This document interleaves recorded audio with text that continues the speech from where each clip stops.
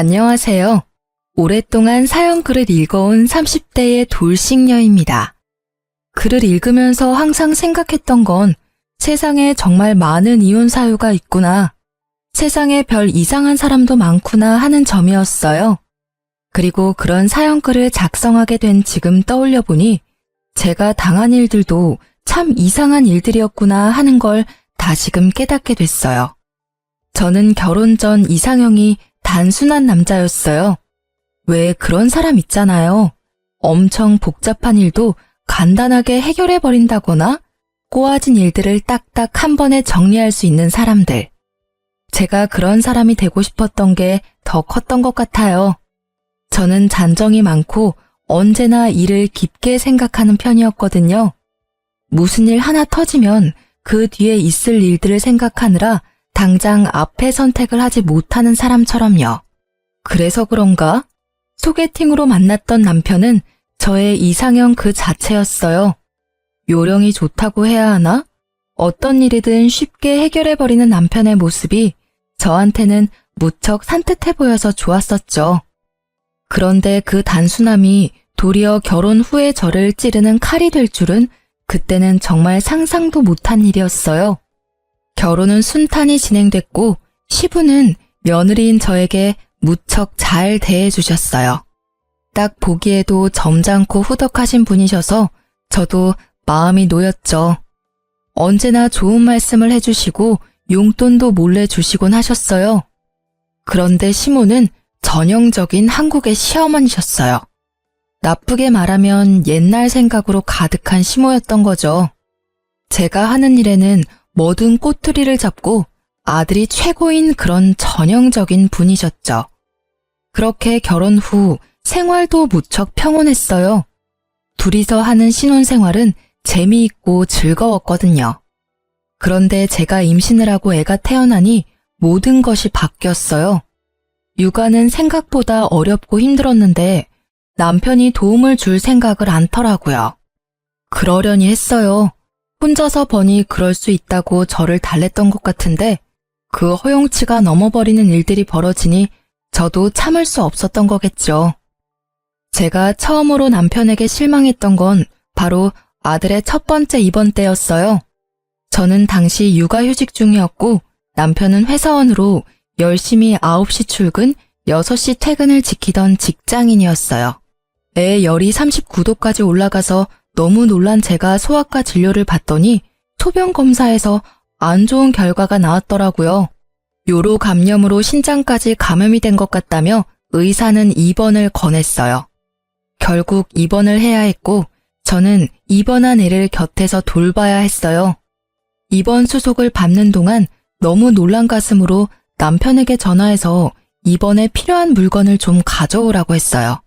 지금 당장은 아니더라도 퇴근 후에 가져와 달라고 했더니 남편이 살짝 화를 내더라고요. 당신은 뭐 하는데 애 입원하는데 준비도 안 하고 그냥 간 거야? 아니, 열 나는 거 진료보러 왔지 입원할지 누가 알았어? 입원할 줄 알았으면 다 챙겨왔겠지. 그런데 왜 나한테 화를 내? 당신이 항상 일을 2번 하게 만들잖아. 솔직히 열이 그만하면 입원할 거라는 예상을 왜 못해? 당신 바보야? 뭐? 열나서 부랴부랴 애 안고 달려온 사람한테 뭐? 됐어. 애 아픈데 당신하고까지 싸움하면서 기력 빼고 싶지 않거든? 내가 준비물 톡으로 보내줄 테니까 챙겨서 와. 아니면 당신이 퇴근하고 애 보고 있던지. 내가 애를 왜 봐? 당신이야 편하게 쉬는 사람이지만 나는 일하는 사람이라고. 내일도 일하러 가야 하는데 무슨? 그럼 준비물 없이 애 입원시키라고? 어쩌라는 건데? 준비물 가져오기도 싫고 여기 와서 애 보기도 싫고 그럼 애는 어떻게 간호하라는 건데? 그러니까 왜 일을 2번 하냐고. 그만. 벌써 준비 안 하고 왔잖아. 그럼 왜 그렇게 안 했는지 따질 게 아니라 어떻게 할 건지를 이야기해야 할 거 아니야. 이미 난 없이 왔다고. 도돌이표처럼 왜 일을 2번 하냐는 남편의 말에 저는 터지고야 말았죠. 준비를 안 한 게 100번 양보해서 제 탓이라고 해도 이미 안 가져온 이 상황에 왜 자꾸 그걸 들먹이는지. 지금 당장 간병에 필요한 물건도 없는 저한테 할 말이 아니잖아요. 결국 남편은 오만 소리로 투덜거리더니 준비물을 병원으로 가져왔더라고요. 그런데 이걸로 끝날 줄 알았던 저의 답답함은 놀랍게도 이제 막 시작된 거였어요. 이번은 열이 내리고 상황을 봐야 해서 일주일 정도를 생각하라고 했었는데 주말쯤 되니 제 몸이 더 힘들더라고요. 애 낳고 조리가 잘못됐는지 허리가 아팠었는데 이번에도 허리 통증과 다리 땡김으로 미치겠더라고요. 결국 병원을 가려고 남편에게 좀 도와달라고 했죠. 남편이 쉬는 주말에 말이에요. 나 허리 디스크가 또 안 좋은가 봐. 병원 바닥에서 쪽잠 자느라 안 좋아진 것 같은데 당신이 주말에 잠깐 애 좀 봐줘. 나 병원만 금방 갔다 올게. 간병이라고 해봐야 어차피 일은 간호사가 다 하잖아. 당신은 옆에서 그냥 지켜보고만 있는 거면서 힘들긴 뭐가 힘들어? 애도 이제 다 나을 때 되지 않았어? 어차피 애는 아프면서 크는 거고 그게 아픈 것도 아니니까 그냥 퇴원해. 퇴원하고 애 보면 되지. 미쳤어? 의사가 퇴원하라고 하기 전까지는 퇴원 못해. 애가 아직 열이 안정적으로 가라앉은 것도 아닌데. 당신은 애 아빠가 돼서 어떻게 그런 말을 해? 이 작은 애가 고생하는 게 눈에 안 보이니까 그냥 그저 그런 것 같지? 예. 너 네 남편한테 어떻게 그런 말을 해? 미쳤어? 얘 좀 봐. 너 하는 거 보니 얼마나 호들갑을 떨며 애를 키웠는지 알겠네. 그러지 않아도 애 병원에 너무 자주 간다 싶었어. 열 어느 정도 내렸으면 집에 와서 남편 밥이나 해줘야지. 거기서 뭐가 잘났다고 애 인질로 잡아서 그딴 말이나 하고 있어? 그리고 너 애 하나 가지고 그렇게 전전긍긍할 거면 아들이나 하나 둘 더 낳을 생각을 해. 수화기 너머로 들려온 건 시모의 목소리였어요. 이 남편이라고 부르는 것도 짜증나는 놈이 시모가 있는 걸 뻔히 알면서 폰을 스피커로 틀어놨더라고요. 두 사람을 당해낼 재간이 없었던 저는 결국 고스란히 허리 통증을 가지고 일주일 입원 간병을 하고 퇴원했어요. 그 뒤로 그 허리 때문에 고생을 많이 했어요. 허리가 좀 나으려는데 이번에는 시모가 입원을 했다며 연락이 왔어요. 계단에서 내려가다가 마지막 계단에서 삐끗했는데 발목이 골절이 됐다고요. 그런데 남편이 정말 웃기게도 저한테 간병을 시키려고 하더라고요. 엄마 다치셨대. 당신이 가서 간병 좀 해. 애는 어쩌고? 나는 간병 못해. 당신 잊었나 본데 우리 엄마도 아파서 애 못 봐줘. 애 맡길 곳도 없는데 무슨 간병? 애는 그럼 당신이 볼래? 제 말에 남편이 답변을 못 찾더라고요. 아님 간병 있어. 하루에 얼마더라? 한 200 줘야 할걸? 금액을 듣고 놀란 남편은 자기가 간병을 하겠다고 하더라고요. 저는 웃으며 보내줬어요. 간병 잘하라고. 그게 얼마나 힘든 일인지 잘 느껴보라고요.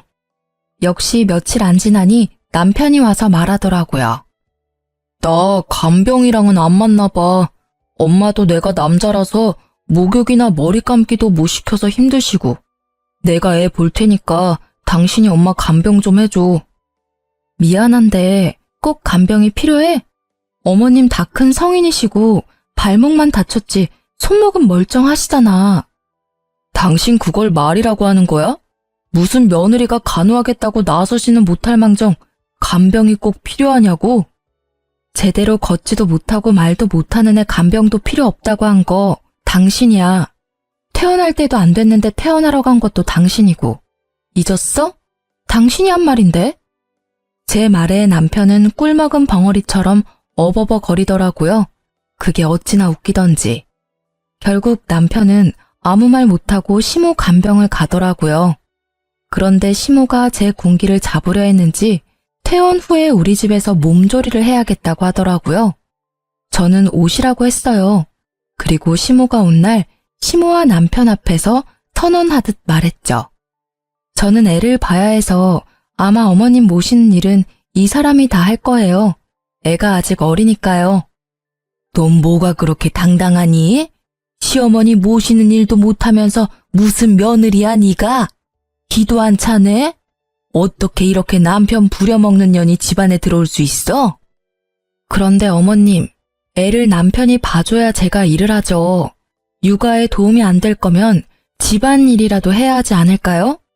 저는 아침부터 저녁까지 애 보느라 힘들어서 어머님 모시는 일은 못해요. 아니, 애새끼가 시어머니보다 더 중요하다는 게냐?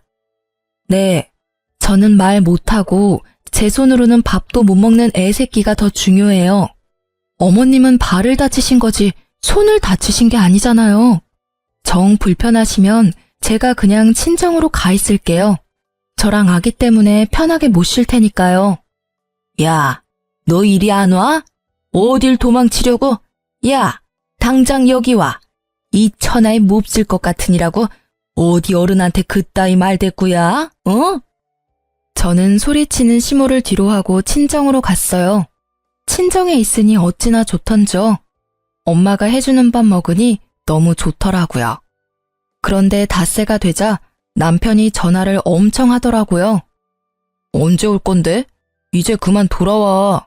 집 엉망진창이야. 엄마 있으니 정리도 안 되고 집 반찬도 없고. 나는 일도 많은데 집에 오면 엄마 때문에 편히 쉬지도 못한다고. 그게 내 탓이야? 그러게 왜 태어나고 우리 집으로 오신 거야? 내가 모신 건 아닌데. 당신이 모셨어? 어쨌든 난 어머님이 돌아가시면 친정 갈 거니까 그렇게 알고 있어. 그럼. 여보, 잠깐만. 잠깐. 그렇게 전화를 끊고 다음날 남편이 제가 원하던 소식을 가져왔더라고요. 시모가 집에 갔다고요. 그렇게 저도 집으로 돌아갔어요. 집에 가니 엉망진창이더라고요. 시모는 시모 나름대로 정리하려고 한 것 같은데 정리는 하나도 안 되어 있고 도리어 더 뒤죽박죽이었어요. 그 일이 있고 남편은 제게 미안하다고 사과했고 육아에 도움을 조금씩 주기 시작했어요. 그렇지만 마지못해 하는 느낌은 여전했어요. 그래도 좋아질 거라고 생각했어요. 그리고 시모와는 그대로 척을 지게 됐어요. 그런 시모가 제게 연락할 때는 항상 그 이야기였어요. 둘째 빨리 가져라. 너 나이도 젊지 않은데 이대로 애 없으면 영영 둘째 못 가져. 이렇게 난리를 피우는데 마음이 솔직히 내키지는 않았어요. 그래도 애는 귀엽다는 생각에 남편과 둘째를 만들려고 노력하는데도 애가 생기지 않더라고요. 그런데 제 노력과는 반대로 남편이 점점 늦게 들어오기 시작하더라고요. 일찍 와야 일을 치르던지 하는데 매번 늦게 오거나 오자마자 뻗어 자는 걸 보니 둘째의 이야기는 꺼내지도 못하겠더라고요. 게다가 늦게 오면서 점점 애한테 소홀해지는 것까지 눈에 보이니 저도 마음이 많이 상했었거든요. 그러던 중에 친정 엄마에게 연락이 왔어요. 딸, 오늘 김서방 쉬는 날이니? 일 없으면 우리 좀 태워달라고 이야기 좀 해줘. 우리 여기 병원 앞인데 아버지 문에 찧어서 발가락 다치는 바람에 깁스하셨어. 뭐? 문에 어떻게 찧었길래 발가락에 깁스까지 했어? 별거 아닌 줄 알았는데 사진 찍어보니까 골절이라네. 그것도 한 개 아니라 2개가 골절이래. 이 정도는 집에서 붙여도 된대서 깁스하고 집에 가려는데 아무래도 버스 타려니 너무 힘들어서 말이야. 알았어. 병원 안에서 좀만 더 기다려줘. 저는 전화를 끊고 남편에게 바로 이야기했어요. 아버지 발가락 골절이래. 당신이 아버지 집까지 좀 태워줘. 당신도 운전할 줄 알잖아. 차 빌려줄 테니까 당신이 모셔다 드리고 와. 괜찮겠어? 이제 곧 점심시간이야. 애 밥 차려주는 거 가능해? 밥 먹이고 놀아주는 것도? 당신이 된다 하면 나는 땡큐지. 내 시간도 좀 갖고 느긋하게 돌아오면 되니까. 그렇게 할까?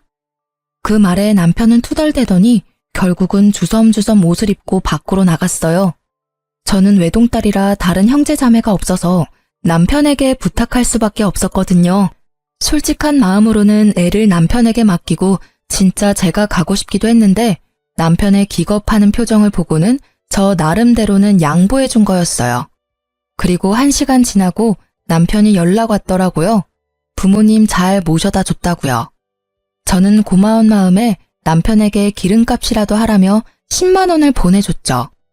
남편이 무척 좋아하길래 저도 마음을 놓았는데 그날 저녁에 엄마에게 건 전화로 그 평화는 깨지고 말았죠. 엄마, 아버지 좀 괜찮으셔? 아버지야 누워 계시지. 지금 주무시고 계셔. 아침부터 병원 왔다 갔다 하느라 정신없어서 그런지 일찍 잠드셨네. 근데 김서방하고 너 무슨 일 있니? 일? 무슨 일? 별일 없는데. 왜? 그럼 김서방이 도대체 왜 그랬을까? 너랑 관계가 괜찮으면 김서방이 네 아버지랑 뭐 안 좋은 일 있었나? 아니, 무슨 일 때문에 그러는 건데. 왜? 김서방이 무슨 말이라도 했어? 말이 너무 없었지. 그리고 그것 때문에 그러는 것도 아니고, 너는 분명히 우리 집까지 바래다 주라고 했다며? 근데 시외버스 정류장 앞에 딱 내려주고 가버리더라고. 뭐? 시외버스 정류장에? 그래. 우리 거기서 시외버스 타고 내려서 다시 시내버스 타고 집까지 가느라 난리도 아니었어. 택시는 안 보이지. 네 아버지 왼쪽 무릎도 성치 않아서 양발 다 못 쓰지. 정말 깁스한 장인을 봤으면 집까지 모셔다 드리는 게 정상 아니니? 도대체 김서방은 지 장인을 뭐라고 생각하는 거야? 엄마의 이야기에 저는 당황했어요. 분명히 집까지 모셔다 드리라고 했는데 확인까지 하고 돈까지 받아갔으면서 시외버스 정류장에 내려줬다니 엄마와 아빠에게 너무 미안한 마음이 들더라고요. 네 아버지가 말하지 말랬는데 너무 괘씸해서 견딜 수가 있어야지.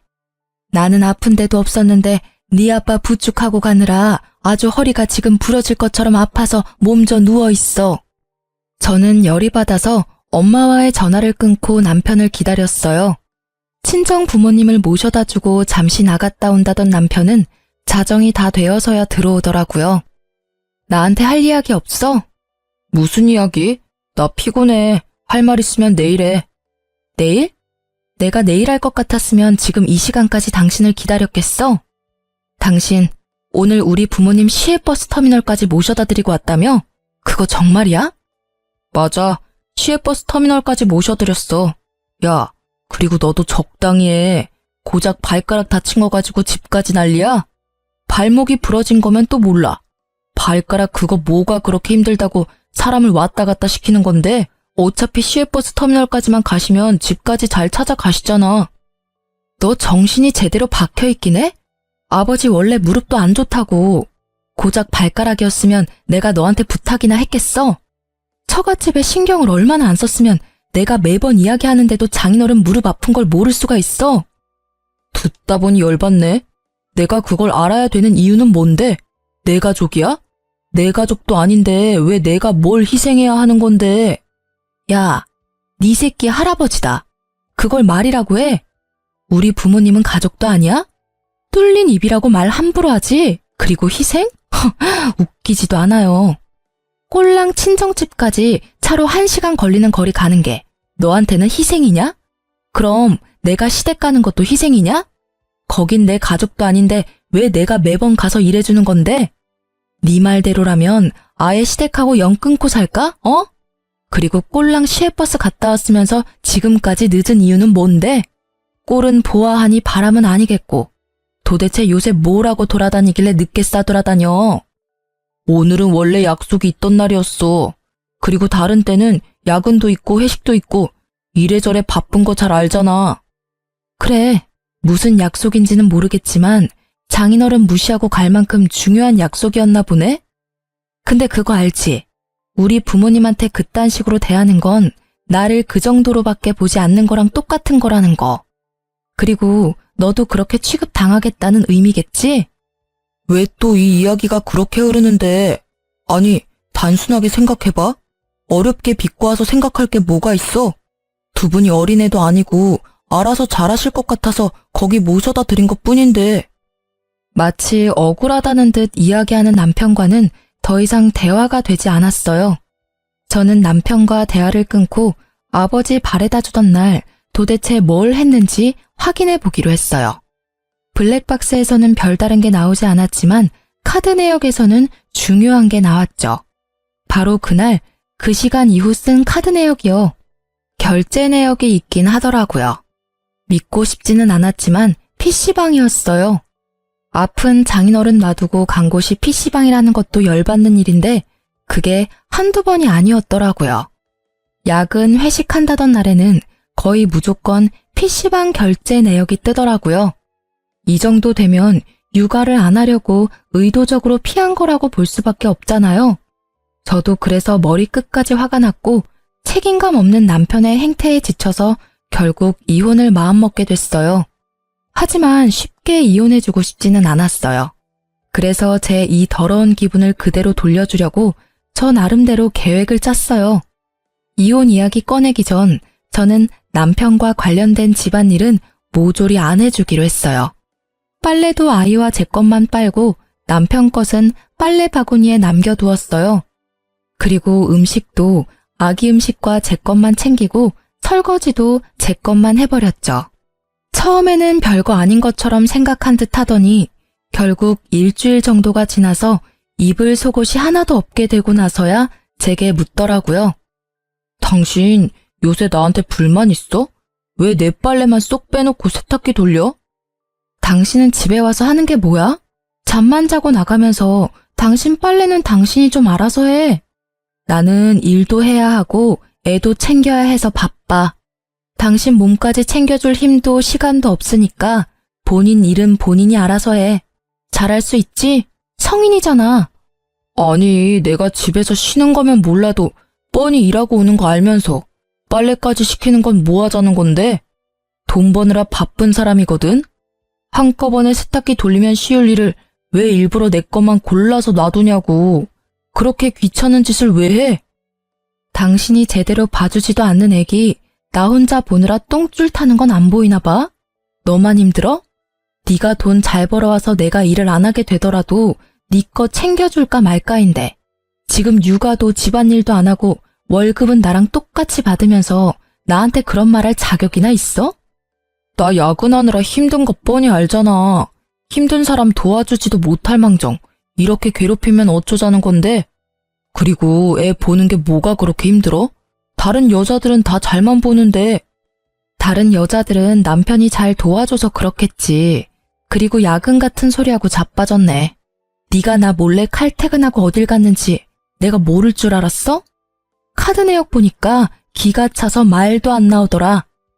저는 그 소리와 함께 남편에게 카드 내역을 툭 던져줬어요. PC방 내역이 쭉 적혀있는 걸 본 남편이 당황해 하더라고요. 그래, PC방 다니는 거 언제까지 모를 줄 알았어? 그놈의 PC방 때문에 넌 장인어른 아픈데도 시외버스 터미널까지만 데려다 줬지? 중요한 약속이 PC방에서 있었냐? 육아가 싫어서 도망간 것도 열받는데 우리 엄마 아빠까지 무시하고 네가 그딴 식으로 행동을 해? 거기가 그렇게 좋으면 거기 살아. 집에는 왜 기어들어오고 난리야? 이건 진짜 잠깐 그런 거야. 애 보는 게 힘들어서 그런 거고 잠깐의 일탈이고 절대로 계속 그렇게 다닐 생각은 아니었어. 그리고 나는 나대로 힘들었다고. 직장에서도 힘든 일 있는데 집에까지 와서 애 보라고 하면 나도 얼마나 힘들겠어? 어련하시겠어. 알았으니까 네 멋대로 사세요. 나는 당신처럼 육아와 집안일에서 벗어나려고 야근이라고 속이고 PC방이나 돌아다니는 사람을 내 남편, 애아빠라고 생각하기 싫으니까. 적어도 난 그런 사람 필요 없거든. 너 같은 인간하고 같이 살기 싫으니 그냥 다 그만두자. 이혼해. 이혼? 말 똑바로 해. 한 번 뱉은 말 주워 담기 힘든 거 알지? 네가 뭐가 잘했다고 이혼 운운하고 난린데? 내가 열받았는데 왜 네가 더 나대냐고. 말 한 번 잘했네 그 말. 그대로 돌려줄게. 내가 왜 화내는지 모르는 걸 보면 너도 진짜 답 없는 놈이야. 너 어차피 육아도 싫고 집안일도 다 싫다 했으니까 애는 내가 데려갈게. 친권, 양육권 너한테 다 뺏기지는 않을 거니까 그렇게 알고 있으라고. 잘 됐네. 매번 그놈의 애새끼 인질로 잡아서 도와달라고 찔찔거리더니 데리고 가면 나야 속 편하지. 나는 애 필요 없어.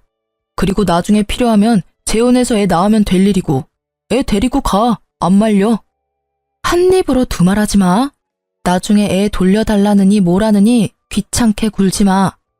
그리고 이혼 서류 식탁 위에 있으니까 당장 적어서 줘. 결국 한 채의 양보도 없던 우리는 그대로 이혼 서류를 작성했어요. 그런데 다음 날 이혼 이야기가 시댁에 들어갔는지 시부가 전화로 오라고 하더라고요. 저는 당당하게 시댁으로 갔죠. 제가 잘못한 거 하나 없는데 눈치 볼 일 없잖아요.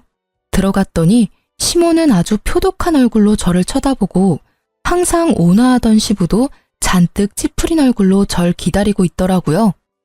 너희 이혼하기로 했다고? 대체 무슨 일이 있었길래 결혼한 지 얼마 되지도 않았는데 이혼 이야기가 나와? 당신은 그걸 몰라서 물어요? 딱 봐도 남편 잡아먹을 것처럼 생겼잖아요.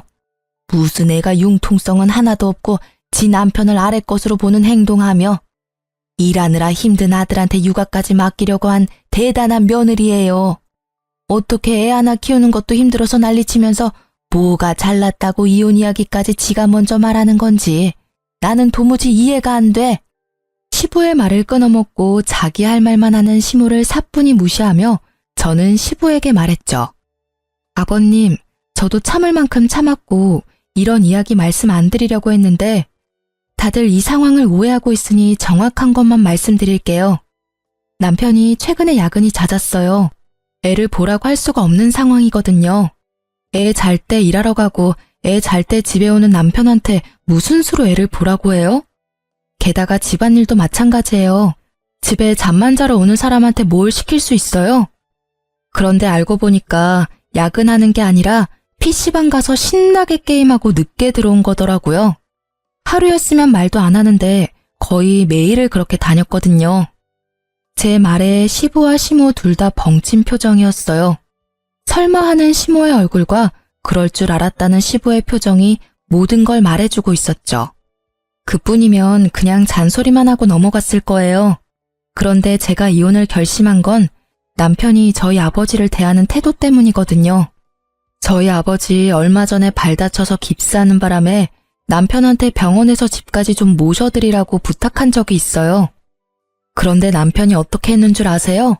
병원에서 버스터미널까지 모셔다 드리고 그 길로 또 PC방 갔어요.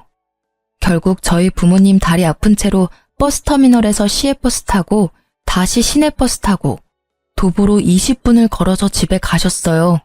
저희 친정을, 아니, 저를 얼마나 무시하면 이런 행동을 할 수 있는 거예요? 멀쩡한 사람 데려다 달라 한 것도 아니고 아픈 사람 모셔다 드리라는데 그 시간도 아까워서 시외버스 터미널 앞에 모시는 게 그게 사위가 맞긴 해요. 그것도 모르고 데려다 드렸다는 말에 남편에게 수고했다고 10만 원 손에 쥐어주기까지 했는데 제 말에 시부와 시모는 꿀먹은 벙어리가 됐죠. 두 분 다 옛날 사람이라 어른들에게 깍듯이 대해야 한다고 생각하는 분들이었거든요. 게다가 두 분은 저희 결혼 전 남편의 PC방 사랑에 대해 잘 알고 있었으니 그 버릇 나온 거라고 생각하신 거고요. 제가 싫었으면 저한테 뭐라고 하면 될 일을, 아니, 모셔다 드리기 싫었으면 안 가겠다고 했으면 됐을 일을 이런 식으로 사람 뒤통수 치는데 제가 가만히 있을 수가 있겠냐고요. 저를 얼마나 무시했으면 저희 부모님한테까지 그런 행동을 할 수가 있어요. 제 말에 시부가 부글부글 끓는 표정으로 남편에게 전화를 해서 당장 시댁으로 오라고 하더군요. 남편이 집에 도착했는데 시부의 표정을 보고는 아차 싶었는지 설설 기더라고요. 너 사돈어른 아픈데 시외버스 터미널까지 모셔다주고 PC방 갔다는 게 사실이냐? 걷는 건 맞는데 다 이유가 있어서 그래요. 장인어른 발 깁스한 것도 어차피 삐어서 그런 걸 텐데 굳이 집 앞까지 모셔다 드리지 않아도 될 것 같았고 약속은 그쪽이 먼저 잡혀 있었고 장인어른이 갑자기 아프신 바람에 그리고 그렇게 자주 간 것도 아닌데 이 사람이 또 오버해서 시부를 무서워하는 남편은 지아버지 앞이라 쫄았는지 버벅거리며 앞뒤가 맞지 않는 변명만 늘어놓더라고요. 저는 남편 카드 내역 시부에게 싹 다 보여줬죠. 날짜를 일일이 확인하던 시부가 끼고 있던 안경을 벗고는 남편에게 소리를 버럭 지르더라고요. 너 이놈의 새끼, 아직도 그 버릇을 못 고쳤어? 애도 있는 놈이 늦게까지 PC방이나 쳐다니고 게임질이나 하고 게다가 장인어른을 뭐 어떻게 했다고? 그게 뭐가 잘못된 건데요. 잘못한 건 와이프라고요. 일도 힘들어 죽겠는데 애나 보라고 하고 쉬면서 애 보는 건 지가 할 일이지 왜 나한테 그런 거 시키냐고요. 에라 이 못난 놈아. 그래서 다 네 와이프 탓이야? 넌 퇴근이라도 있지. 네 와이프는 퇴근이 어디 있어? 애 보느라 고생하는 며느리한테 그딴 소리 해가며 PC방으로 내뺐다 이거지? 거기다가 너는 네 장인어른이 나한테 어떤 분인 줄 알고 지금 그딴 결례를 범해? 아니, 왜 나한테만 그러는 건데요? 일도 힘든데 일 시키려고 한 건 이 사람이라고요. 그리고 장인어른이 장인어른이지 누구긴 누구예요? 아우, 이놈의 자식. 이게 자식이 아니라 왼수지. 아예 너 결혼할 때 장인어른이 내 선배인 거 미리 말했어야 했어. 그래야 네가 이딴 미친 짓을 안 했겠지. 내가 그분께 얼마나 신세를 졌는데 네가 그걸 사돈어른 볼 낯이 없어. 어? 그렇다면 그런 거라고 이야기를 해줬어야지. 이야기도 안 해주고 나한테 뭐라 하는 건데요? 그리고 아빠가 신세 졌지 제가 신세 졌어요? 이게 정신을 못 차렸네. 야, 그런 걸 몰라도 네가 사위라면 장인 장모한테는 깍듯이 대해야 하는 게 정상 아니냐? 너는 도대체가 나이를 어디로 처먹는 거냐? 부끄러워서 고개를 들고 다닐 수나 있겠어? 이러고도 네가 애 있는 아빠야? 너 결혼할 때 며느리 잘 대해주겠다고 내가 선배한테 말씀드린 거 생각하면 진짜 얼굴에서 불이 날 정도로 부끄럽고 민망하다 자식아. 시부의 말에 남편은 물론이고 시모까지 깜짝 놀랐어요. 시부가 사회 초년생일 때 금전적으로도 정신적으로도 도움을 많이 주었던 사람이 저희 아버지였다고 하더라고요. 그래서 항상 은인으로 생각하셨다는데 그 은혜를 자식놈이 원수로 갚았으니 시부의 분노가 어마어마한 건 당연할 수밖에 없었죠. 결국 저와 남편의 이혼은 굉장히 스무스하게 진행됐어요. 시부는 미안한 마음이 가득이었지만 아들의 행동이 절대로 바뀌지 않을 거라는 걸 잘 알고 있는 듯 재결합은 이야기도 하지 않더라고요. 대신 생각지도 않았던 위자료를 합의금으로 주며 완만히 합의 이혼을 하도록 하셨어요. 아이에 대해서는 남편이 아이를 잘 볼 것 같지 않으니 제가 데려가겠다고 했더니 시부도 고심을 하더니 결국 친권과 양육권까지 제가 가져갈 수 있도록 해주셨어요. 남편의 행동을 보아하니 애를 잘 키울 수도 없을 것 같아 보이니 그런 결정을 하신 것 같아요. 결국 저는 남편과 이혼하고 합의금을 받아 새로운 출발을 하게 됐죠. 그렇게 6년쯤 지나서 전 남편과 전 시모가 저희 집에 찾아왔더라고요. 그 사람들이 우리 집에 들리겠다고 했을 때 저는 밖에서 보자고 했지만 밖에서 할 말이 아니라며 극구 집에서 보기를 희망해서 저는 친정집으로 그 둘을 불렀어요.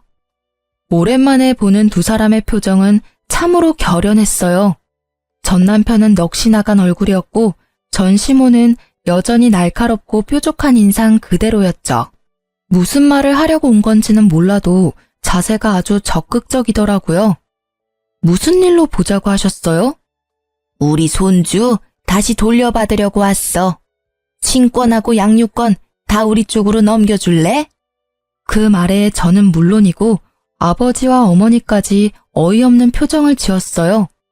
지금껏 잘 크고 있는 애를 왜 갑자기 달라고 하는 건지 이해가 되지 않더라고요. 죄송하지만 애 친권, 양육권 다 필요 없다고 한 건 전 남편 쪽이에요. 그리고 PC방이나 다니고 육아가 싫어서 도망치던 전 남편이 제대로 된 아빠가 될 거라는 생각도 안 들고요. 그런 아빠한테 한창 손이 가는 애를 맡기는 엄마가 세상 천지에 어디 있겠어요? 나 PC방 끊었어. 그리고 본가에서 다니고 있어서 꼬박꼬박 시간 잘 지켜서 퇴근하고. 어차피 애가 초등학교 들어갈 때 됐으니까 당신도 힘들 거고. 양육권 우리한테 주면 양육비는 없는 걸로 할게. PC방 끊었다니 잘 됐네. 근데 그건 이유가 아니잖아. 애를 데려가려는 이유를 말해봐. 그때는 그렇게 싫다고 하더니 왜 갑자기? 그리고 그때는 애 필요하면 재혼해서 애 낳으면 된다고 하지 않았어? 애가 필요하면 재혼을 해. 여기 와서 애 달라 하지 말고. 제 말에 말을 꺼내지 못한 건 남편이었고 시모는 얼굴이 확 구겨지더라고요. 수술한 게 복원이 제대로 안 된대. 그래서 애를 못 가져. 응? 무슨 수술? 수술해서 애가 안 생긴다고? 한창 너 둘째 원할 때 애 하나 더 생기면 내 인생 쪽날 것 같아서 너 몰래 정관 수술했어. 복원하면 금방 돌아온댔는데 복원이 안 됐어. 저는 웃음이 푹 하고 튀어나왔어요. 웃음을 막을 수가 없었거든요. 전 남편의 그 말에 시모의 얼굴은 더 일그러지고요.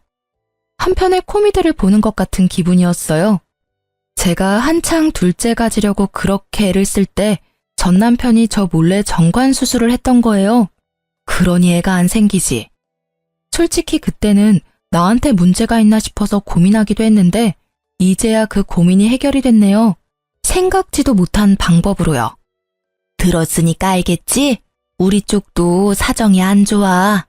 아들이라고 하나 있는 게 고자가 됐으니 재혼을 하면 뭐하니? 대 끊기기 전에 애 하나 더 낳으라니까 의기양양한 표정으로 걱정하지 말라고 하더니 결국에는 보건수술하고도 안 돌아와서는 여자 때문인 줄 알았는데 지가 지 손으로 끝장을 낸 거였어, 이 자식놈이. 나라고 알았겠어. 병원에서는 돌아올 가능성이 높다고 말했었다고. 근데 그 수술도 자녀 있고 배우자 허락이 있어야 해줄 수 있는 걸로 아는데 어떻게 하게 된 거야? 그건 여직원한테 부탁해서 와이프라고 하고 데리고 가서 허락받은 척했지. 나는 진짜 억울해. 넌 더 이상 말하지 마. 그러니까 이런 상황이니까 제발 우리 손주 돌려주면 안 되겠니? 넌 아직 앞길도 창창하고 새로운 사람 만나려면 애가 없는 편이 좋지 않겠어? 귀찮은 건 우리 쪽에서 떠맡아 줄 테니까. 귀찮지 않고요. 애를 그런 식으로 생각하는 사람한테 보내는 것도 너무 무섭네요. 이혼 후에도 애 한 번 보러 오지도 않은 사람이에요. 애는 아빠가 자기를 싫어한다고 생각하고 있고요. 물론 틀린 말은 아니죠. 한 달에 한 번 있는 면접 교섭권도 쓰지 않는 남편이 애를 좋아할 리가 없잖아요. 그런데 대를 이으려고 애를 데려가겠다? 너무 본인들 멋대로 생각하시는 거 아니에요? 애가 아빠를 싫어하는 건 다 네가 애 세뇌시켜서 그런 거겠지. 네가 애 아빠를 싫어하는데 어떻게 애가 아빠를 좋아해? 아빠랑 둘이서 살아보면 애도 아빠 좋아하게 될 거야. 그런 무책임한 말씀은 어떻게 그렇게 당당하게 하세요? 제가 듣다 하도 어이가 없어서 한마디 하는데 애를 위해서라도 친권 양육권 포기하세요. 아니, 그쪽 아드님이 고자가 된 걸 몰랐으면 우리 손주한테 눈길도 안 줬을 사람들이 이젠 눈알이 획 뒤집혀서는 내 귀중한 손주를 데려간다고요? 뻔뻔하기도 하지. 아니 막말로 당신 아들이 고자 된 게 우리 탓이에요? 본인이 필요 없어서 상의도 없이 잘라낸 거 왜 여기 와서 화풀이 하는 거냐고요? 보다 못한 친정어머니의 일침에 시모의 표정이 점점 안 좋아지더라고요. 전 남편의 표정도 당연히 좋지 않았죠. 우리가 이렇게 강경하게 반대할 줄은 몰랐나 봐요. 그 사람들의 오산이었죠. 저는 재혼 생각이 없었고 애가 더 중요했거든요. 엄마, 그만해. 애 듣겠어. 잘 들으셨죠? 저희 집은 아이를 그쪽에 줄 생각은 추호도 없어요. 그러니까 괜히 여기서 열내고 힘 빼지 말고 병원을 다시 알아보시는 게 어때요? 그리고 다시 여기 찾아오시거나 우리 앞에 나타나면 아버님한테 전화 드릴 거예요. 이혼할 때 친권 양육권 저한테 주도록 허락해 주신 게 아버님이신 건 알고 있죠? 결국 시부를 들먹이자 시모와 전 남편은 어쩔 수 없다고 생각했는지 저희 친정집에서 나갔어요. 하지만 그 뒤에 친권을 다시 되돌리려는 소송을 하려고 한 것 같더라고요. 하지만 아들과 떨어져 있는 6년간 한 번도 아이를 만나러 간 적도 없고 양육비도 제대로 입금하지 않았다는 사실 때문에 스스로도 걸렸는지 결국 포기한 듯 하더라고요. 그런데 그 후에 친정엄마가 들은 소식에 의하면 재혼했던 여자하고도 헤어졌다고 하더라고요.